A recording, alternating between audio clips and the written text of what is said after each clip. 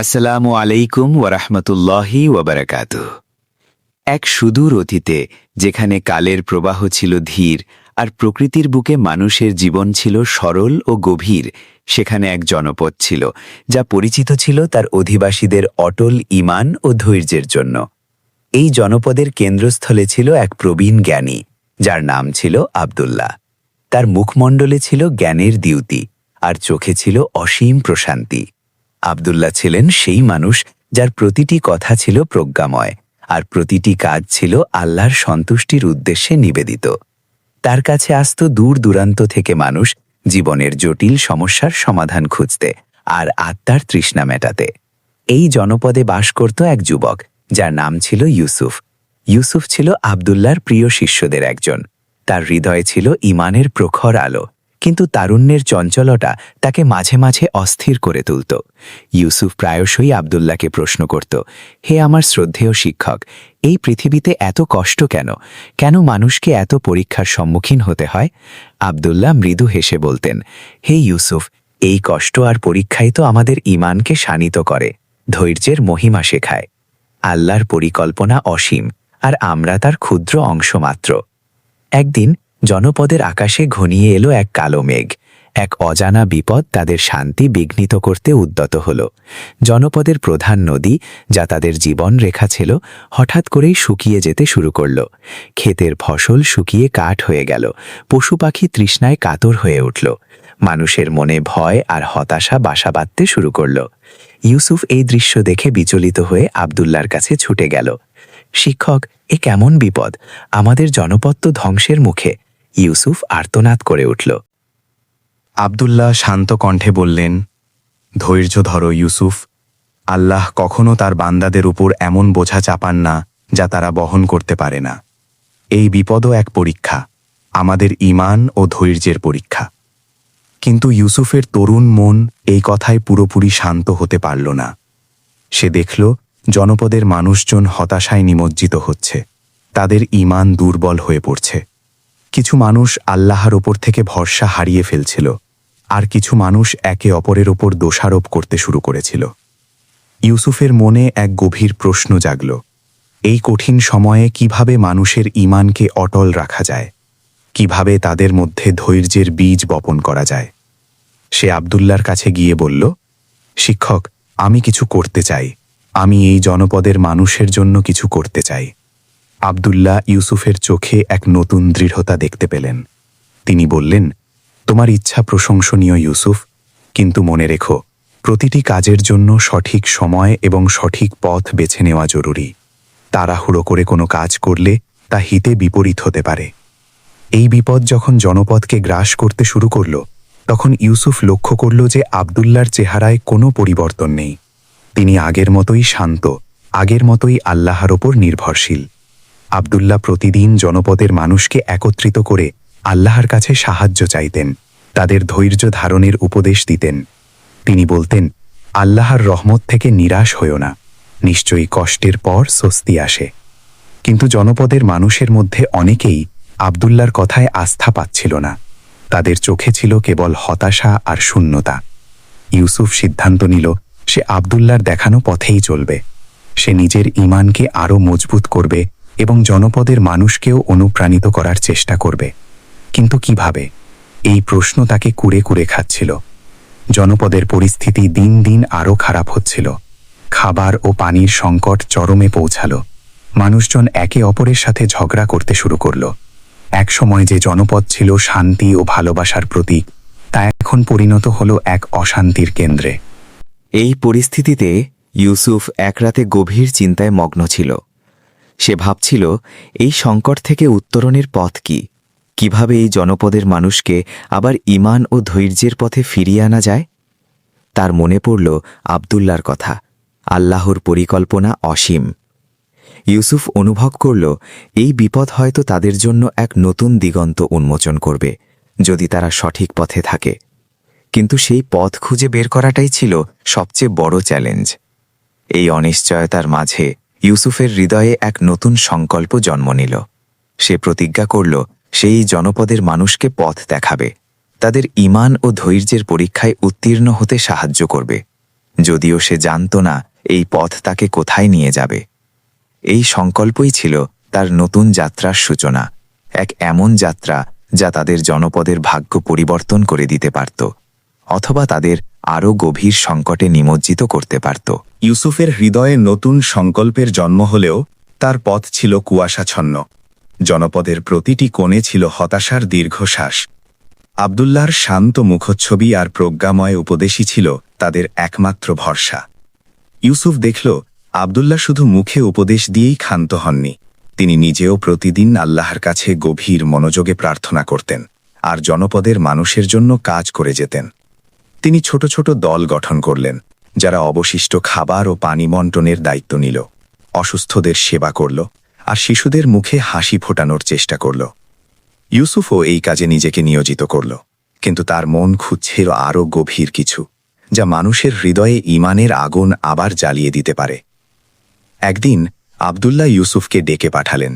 তার চোখে ছিল এক গভীর দৃষ্টি, যা ইউসুফ আগে কখনো দেখেনি। আব্দুল্লাহ বললেন, ইউসুফ, আমি জানি তোমার মন অস্থির, তুমি এই জনপদের জন্য কিছু করতে চাও, কিন্তু মনে রেখো, আল্লাহর সাহায্য আসে অপ্রত্যাশিত পথে। আমাদের কাজ হলো চেষ্টা করা, আর বাকিটা তার উপর ছেড়ে দেওয়া। আমি তোমাকে একটি দায়িত্ব দিতে চাই। ইউসুফ উৎসুক হয়ে তাকালো, কি দায়িত্ব শিক্ষক? আব্দুল্লাহ বললেন, জনপদের বাইরে, যেখানে পাহাড়ের সারি দিগন্তে মিশেছে, সেখানে একটি প্রাচীন গুহা আছে। কথিত আছে সেই গুহার গভীরে এক ঝর্ণার উৎস রয়েছে, যা বহু বছর ধরে শুকিয়ে আছে। আমি চাই তুমি সেই গুহাটি খুঁজে বের করো এবং ঝর্ণার উৎসটি পুনরায় সচল করার চেষ্টা করো। ইউসুফ বিস্মিত হল। এই জনপদের মানুষ বহু বছর ধরে সেই গুহার কথা শুনেছে, কিন্তু কেউ কখনো সেখানে যাওয়ার সাহস করেনি। গুহাটি ছিল দুর্গম পথে, আর তার ভেতরে ছিল অজানা বিপদ। কিন্তু আব্দুল্লাহর কথাই ছিল এক অদম্য বিশ্বাস, যা ইউসুফের মনেও আশার সঞ্চার করল। সে তৎক্ষণাৎ রাজি হয়ে গেল। আমি যাব শিক্ষক, আমি চেষ্টা করব।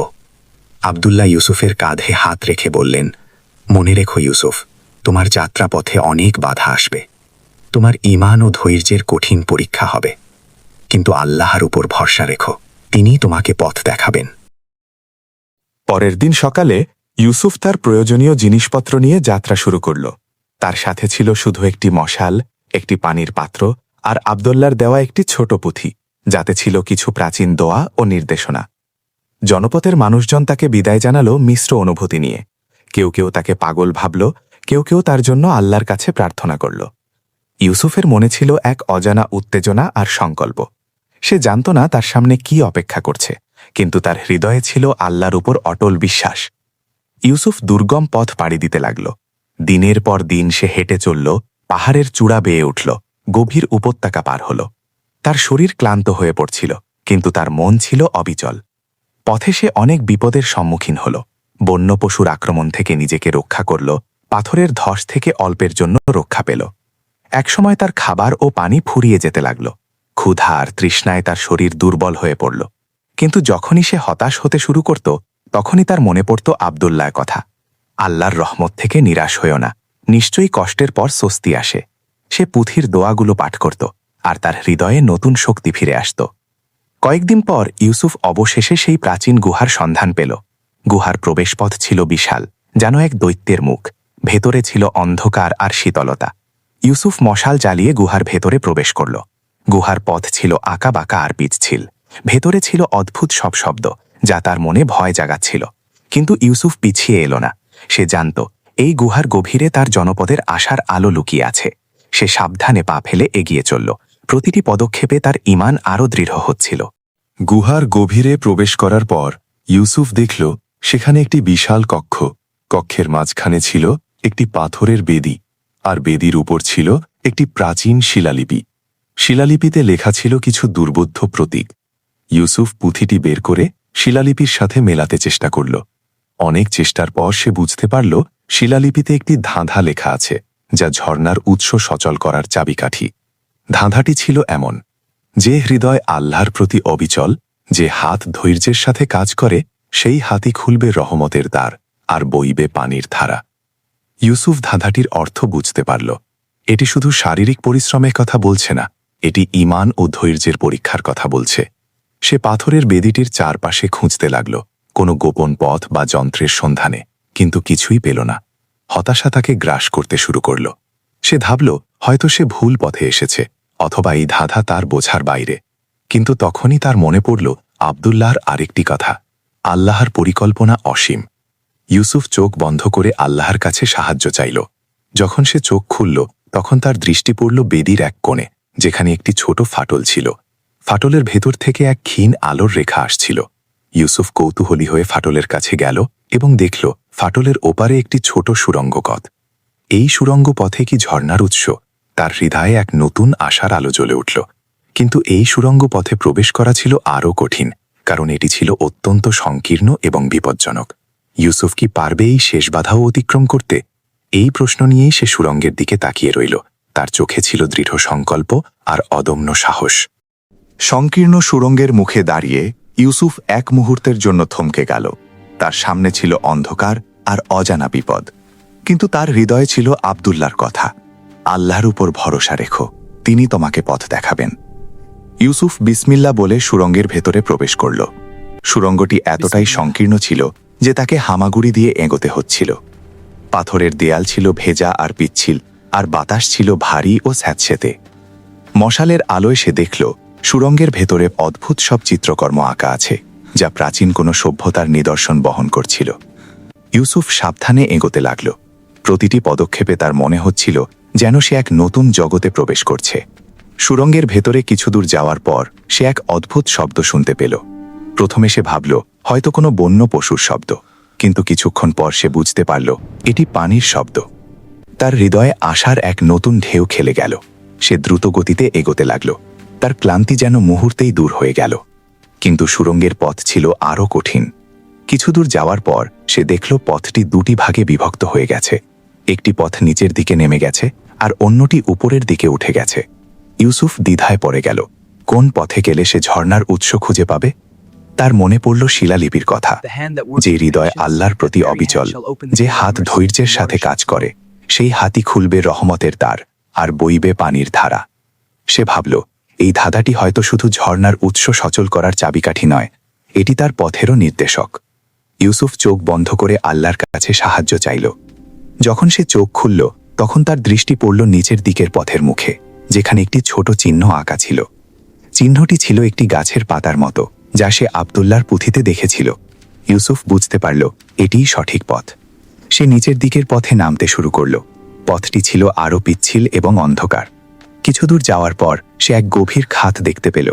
খাতটি এতটাই গভীর ছিল যে তার শেষ দেখা যাচ্ছিল না। ইউসুফ ভয় পেয়ে গেল। সে ভাবল হয়তো সে ভুল পথে এসেছে। তার মনে পড়ল আব্দুল্লাহর কথা, তার প্রজ্ঞা আর অটল ঈমান। ইউসুফ সিদ্ধান্ত নিল তাকে ফিরে যেতে হবে জনপদে, আব্দুল্লাহর কাছে, এবং জনপদের মানুষকে এই আশার বার্তা পৌঁছে দিতে হবে। ইউসুফ দ্রুত গুহা থেকে বেরিয়ে এলো। যে পথ দিয়ে সে এসেছিল সেই পথ দিয়েই সে ফিরে চলল জনপদের দিকে। তার মনে ছিল এক নতুন উদ্দীপনা। সে জানত তার হাতে এখন জনপদের মানুষের জন্য আশার এক নতুন বার্তা আছে। পথে তার ক্লান্তি লাগছিল না, ক্ষুধা তৃষ্ণা তাকে স্পর্শ করছিল না। তার চোখে ছিল জনপদের মানুষের জন্য এক গভীর ভালোবাসা আর তাদের ঈমান ফিরিয়ে আনার সংকল্প। কয়েকদিন পর ইউসুফ জনপদে ফিরে এলো। তার ফিরে আসার খবর দ্রুত ছড়িয়ে পড়ল। জনপদের মানুষজন তাকে ঘিরে ধরল। তাদের চোখে ছিল বিস্ময় আর কৌতূহল।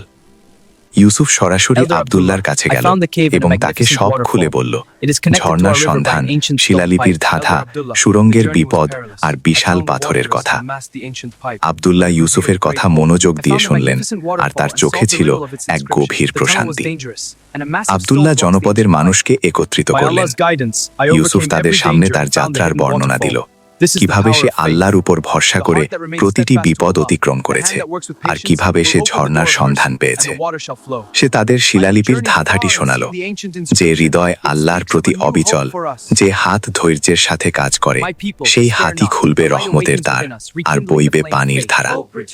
ইউসুফ তাদের বোঝালো যে এই পাথর সরানো শুধু শারীরিক শক্তির কাজ নয়, এটি তাদের ঈমান ও ধৈর্যের পরীক্ষা। যদি তারা একত্রিত হয়ে আল্লাহর উপর ভরসা করে কাজ করে, তাহলে আল্লাহ অবশ্যই তাদের সাহায্য করবেন। প্রথমে জনপদের মানুষজন দ্বিধায় ছিল। তাদের মনে ছিল অবিশ্বাস আর হতাশা, কিন্তু ইউসুফের কথাই ছিল এক অদ্ভুত শক্তি যা তাদের হৃদয়ে আশার সঞ্চার করল। আব্দুল্লাহও তাদের উৎসাহিত করলেন। তিনি বললেন, আমরা যদি আল্লাহর উপর ভরসা না করি তাহলে আর কার উপর করব? এসো আমরা সবাই মিলে চেষ্টা করি, আল্লাহ অবশ্যই আমাদের প্রচেষ্টাকে ব্যর্থ করবেন না। আব্দুল্লাহর কথা আর ইউসুফের দৃঢ় সংকল্প জনপদের মানুষের মনে এক নতুন উদ্দীপনা জাগিয়ে তুলল। তারা সবাই মিলে গুহার দিকে যাত্রা শুরু করল। এবার তাদের সাথে ছিল না কোনো ভয় বা হতাশা, ছিল শুধু এক অদম্য বিশ্বাস আর সম্মিলিত প্রচেষ্টা। তারা দুর্গম পথ পাড়ি দিয়ে গুহার কাছে পৌঁছালো। ইউসুফ তাদের ঝর্ণার কাছে নিয়ে গেল এবং বিশাল পাথরটি দেখালো। জনপদের মানুষজন সবাই মিলে এই পাথরটি সরানোর চেষ্টা করল। প্রথমে এটি নড়ল না, তাদের মনে আবার হতাশা ওকে দিতে শুরু করল। কিন্তু আব্দুল্লাহ তাদের স্মরণ করিয়ে দিলেন ধৈর্যের কথা, ঈমানের কথা। তিনি বললেন, আল্লাহর সাহায্য আসবেই যদি আমরা ধৈর্য ধারণ করি আর চেষ্টা চালিয়ে যাই। অবশেষে একসময় পাথরটি সরে গেল। পাথরের মুখ থেকে স্বচ্ছ পানির ধারা কলকল শব্দে বেরিয়ে এলো এবং প্রাচীন নলটি দিয়ে জনপদের প্রধান নদীর দিকে প্রবাহিত হতে শুরু করল। জনপদের মানুষজন আনন্দে আত্মহারা হয়ে গেল। তারা আল্লাহর শুকরিয়া আদায় করল। তাদের চোখে ছিল আনন্দাশ্রু আর হৃদয়ে ছিল অসীম কৃতজ্ঞতা। শুকিয়ে যাওয়া নদী আবার পানিতে ভরে উঠল, ক্ষেতের ফসল আবার সজীব হয়ে উঠল, আর পশু পাখি তৃষ্ণা নিবারণ করল। জনপদে আবার শান্তি আর সমৃদ্ধি ফিরে এলো। এই ঘটনা জনপদের মানুষের ঈমানকে আরও মজবুত করল। তারা বুঝতে পারল যে বিপদ যতই কঠিন হোক না কেন, আল্লাহর উপর ভরসা রাখলে এবং ধৈর্য ধারণ করলে অবশ্যই তার থেকে মুক্তি পাওয়া যায়। ইউসুফ পরিণত হল জনপদের এক বীর পুরুষে, আর আব্দুল্লাহর প্রজ্ঞা আরও উজ্জ্বল হয়ে উঠল। এই জনপদ চিরকাল মনে রাখল সেই দিনের কথা, যেদিন ঈমানের আলোয় ধৈর্যের পথ ধরে তারা এক নতুন জীবন ফিরে পেয়েছিল। তাদের গল্প প্রজন্মের পর প্রজন্ম ধরে বলা হতে লাগল, যা মানুষকে শেখাতো আল্লাহর উপর অটল বিশ্বাস আর ধৈর্যের মহিমা। আসসালামু আলাইকুম ওয়া রাহমাতুল্লাহি ওয়া বারাকাতুহু।